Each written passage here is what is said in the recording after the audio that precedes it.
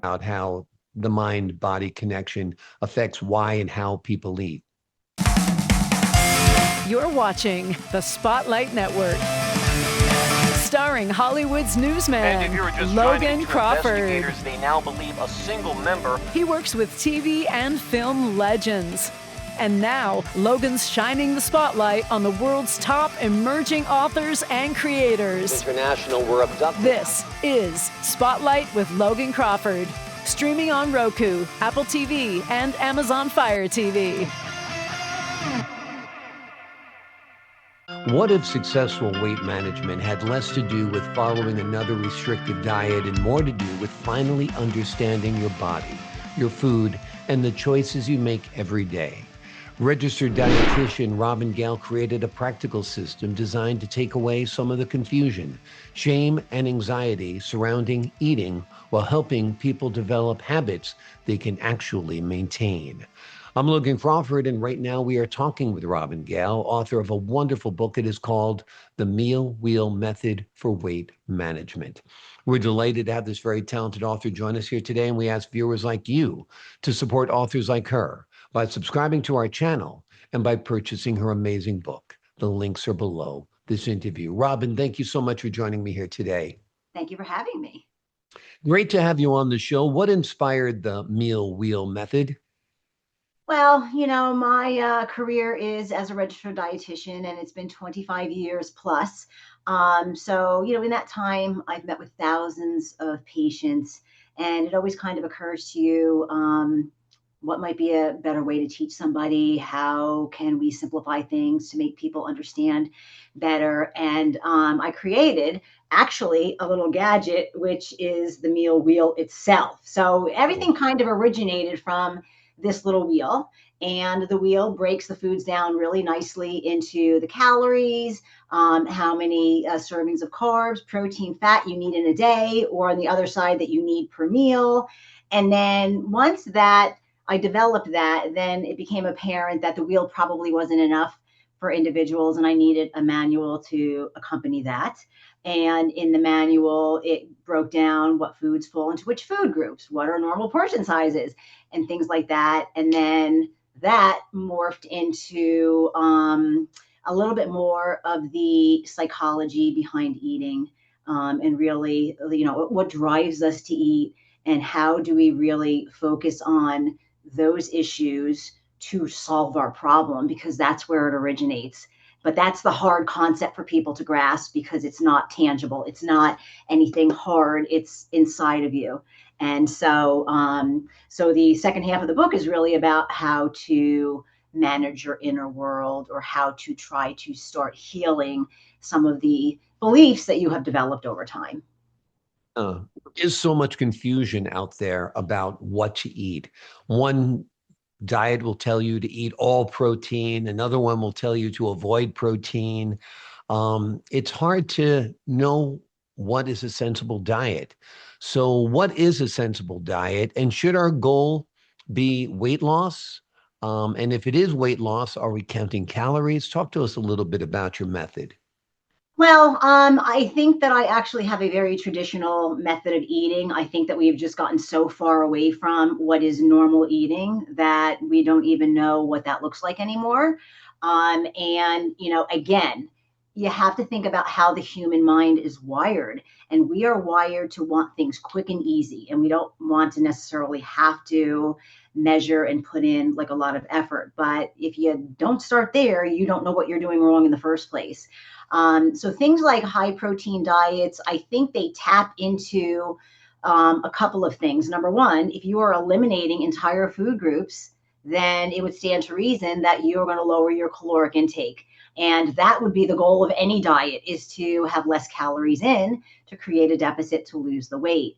But number two, they capitalize on the fact that people want something that they don't have to think about too much, kind of easy to do. And it's easy. All you have to do is eat protein. So it doesn't really get any easier than that. It's so boring after a while. After a while, yes. You can't stand protein. It's just like, give me a nice loaf of bread, right? Yeah, exactly. Yeah. But there's a reason why high protein works. And I don't know if people realize what that is. So from a physiological perspective, When you cut out carbs, you are cutting out the main source of energy that your body requires. So it wants glucose, and your body requires glucose so bad that if you deprive it of that source, it's going to search for another source of energy. It's just that nothing else really breaks down into glucose, at least nothing in an easy way. So I don't know if people realize, yes, you will lose body fat, but the other thing that your body is going to do is it's going to start breaking down the protein that you eat. It has the ability to break down 50 to 60% of the protein that you eat into glucose so that it can get that source. But that is not an efficient way to do that. That is meant for an emergency when your body is deprived of carbs because you can't eat for several days. Your body can keep you alive.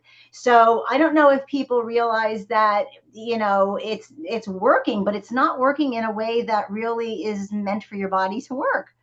And so I would rather see people eat the carbohydrates. They're so wonderful.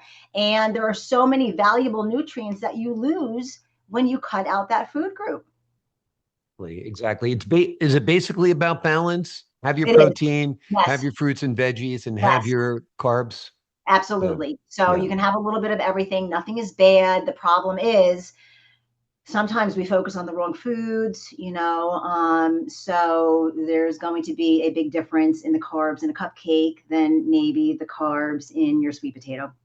Right. So, it's kind of getting down to that. But, there's going to be birthdays and there's going to be holidays and there's going to be celebrations. So I don't want people to think that they can't have a cupcake, but that should not be the foundation of your diet on a daily basis. Portion control, I'd imagine, is huge as well. I always feel you can eat anything you want within reason if Yeah. you're having a moderate amount of it. What we Yeah. get at restaurants sometimes, I say, is what we used to feed our whole family with. If you're getting a rack of lamb chops, you know what I mean? That might be too much protein and fat for one meal, right? Yes, absolutely. They do research studies on that. And the average amount of cups of cooked pasta on a plate at a restaurant is like 3 or 4 cups. Crazy. 1 cup is already 3 servings. So if you eat Right. 4 cups, you're eating 12 servings. It's not, once you understand, then it makes it a little easier for you to say, okay, I get it. I shouldn't be having quite as much of that, but I can still have it. And Right. it helps put things, I think, in a little bit more perspective. Exactly, exactly. Talk to us a little bit about your career. You've worked with a lot of people. I'm sure you've got a lot of great success stories out there as well, that patient experiences that you're very proud of, right? Oh, sure, absolutely.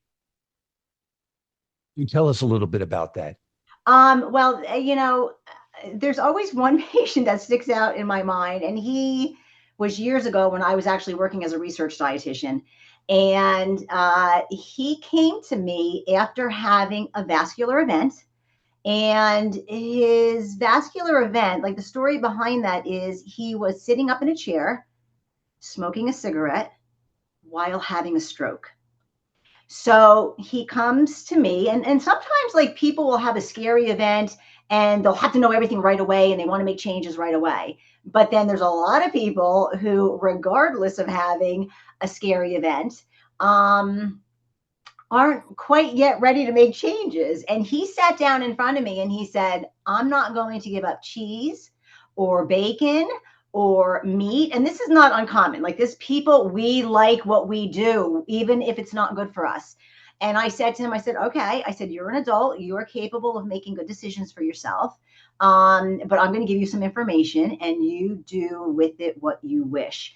Well, this individual went on to lose about 30 pounds and he, and his demeanor changed. But there is something I think scary about people sitting in front of a dietitian and they feel like things are going to be taken away, and they have this association with food that isn't necessarily a healthy association. Like I would want somebody to ask themselves, what is your investment in your habit?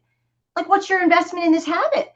But I don't think people really think about that. We just are so used to doing what we do that, we can't imagine not doing that. And Amazing. so, yeah, it is. It's very, and then the harder part too is by the time individuals get to me, they're already adults. Their habits are already well ingrained, and it does make it a little bit more challenging to make changes at that point. Amazing. I was at a dinner party basically this weekend, and they went to pour me some wine. I said, I don't drink. I stopped drinking when I had AFib 5 years ago, and my AFib is resolved, so I don't Wonderful. drink anymore. All of them were like, oh, we have AFib too. We don't worry about it. And they're all drinking and they're still in AFib. Yeah, And I'm like, you've got to make changes in your lifestyle if you want to live a long, healthy life. absolutely. And cutting foods, cutting caffeine if you need to, cutting alcohol if you need to, cutting fats if you need to. It's just the way of, correcting on your course to make sure that you have a good health span, right? Absolutely. It's part of it. Yeah, amazing, Yeah, amazing. yeah. What snacking seems to be a big problem. I don't snack, but a lot of people snack. And that's a way of really consuming a lot of extra calories. And a lot of snacks aren't great for you, right? Let's talk a little bit about that. I mean, it can definitely be a lot of calories, especially if people like snacky foods. It really just depends on what you're picking. 200 calories worth of broccoli is going to look very different than, that in potato chips. Right. I get it. People might not want to, snack on broccoli, but there are foods that you can eat a lot of, and you don't have to worry about your weight. And that would be like, veggies, non-starchy vegetables, your broccoli, your green beans, your carrots. You can have as much of that as you want. But if you want to have a snack, then I think it needs to be, again, we're going to get into a portion, and you're going to need to understand what a portion is, and then measure it out, eat it, and move on.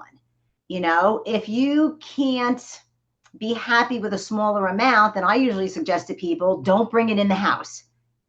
Don't buy it. Don't have it at home where it could be a problem. If you want a little bit of ice cream, get up and go out and get a little kid cup or whatever, and then enjoy that. But if you have it in the house and you've done this for the past 25 years, you're probably going to pick up that bag of chips and you're going to snack on it because that's what you're used to doing. So, Exactly, you know, exactly. Don't but have the it's half gallon of Breyers in the freezer because you might grab a spoon and start correct, eating it. Yeah, without a correct. doubt.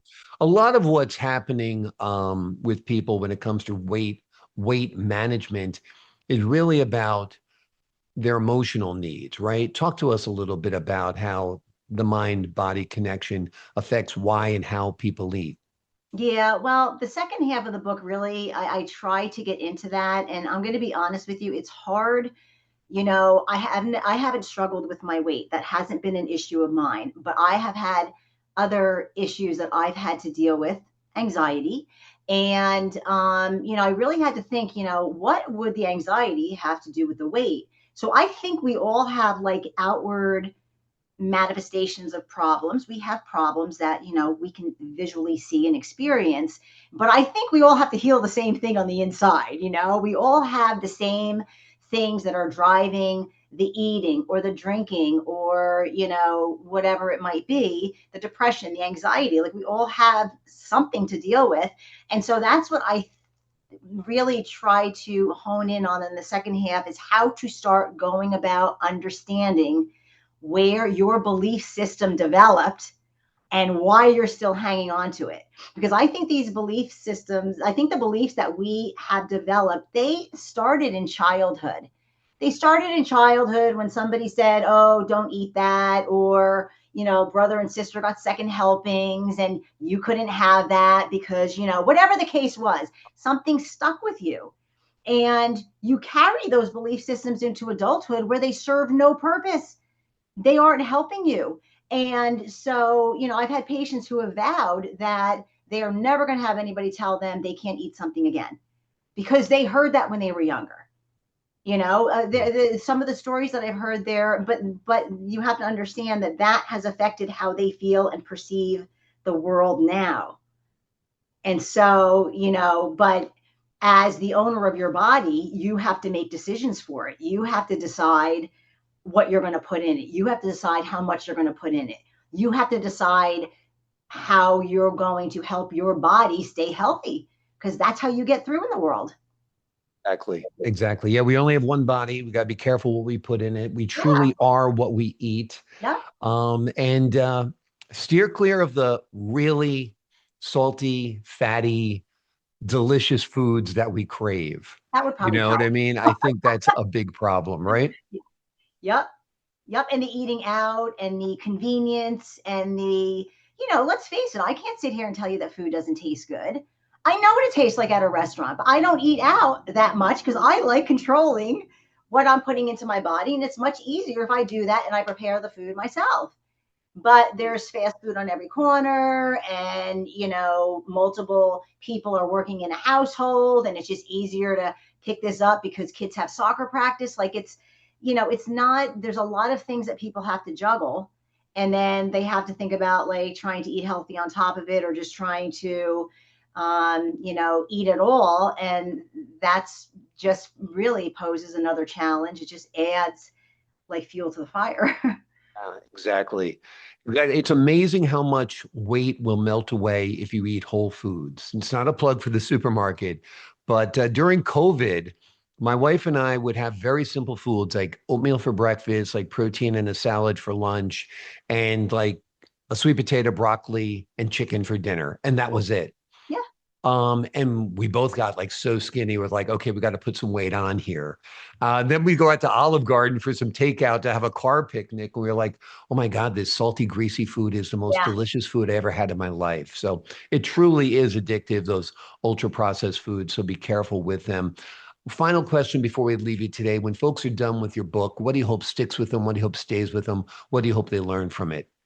I hope they learn that, it is a balanced approach. I hope that they embrace, um, going inward and trying to, deal with some of their inner issues. I think that's the hardest part. I think it's scary. I think it's just kind of nice. People like to just leave it where it's at, and but they don't understand that all of their actions, or a lot of their actions could be in response to what they still have going on inside. So I can't say enough for trying to heal your body from the inside. And if you can't control your mind, you can't control anything. So I really want people to understand how important their mind is, and controlling their thoughts and understanding where their thoughts come from in the first place. It's so freeing once you start, letting some of that go. But it's a path, and it's not an easy one, but there are people out there that can help them with that. And that's really what I hope that they can take away, because I think that will help their life in every aspect. And then, Absolutely. they'll maybe lose the weight without the struggle they used to have, or maybe the weight won't mean the same thing anymore. Exactly. Wonderful. And your book is a great help, of course, as well. The name of the book is The Meal Wheel Method for Weight Management. It is written by Robin Gayle. She is a registered dietitian. It's a practical approach to understanding nutrition, changing the way we think about food, and creating realistic habits that support healthier choices for the long term. Robin, thank you so much for joining me here today. Thank you for having me. I appreciate your time, your insight, your talent, and the great work you've done on this book. To the folks at home, I'm Logan Crawford, thanking you for your time this time. Until next time.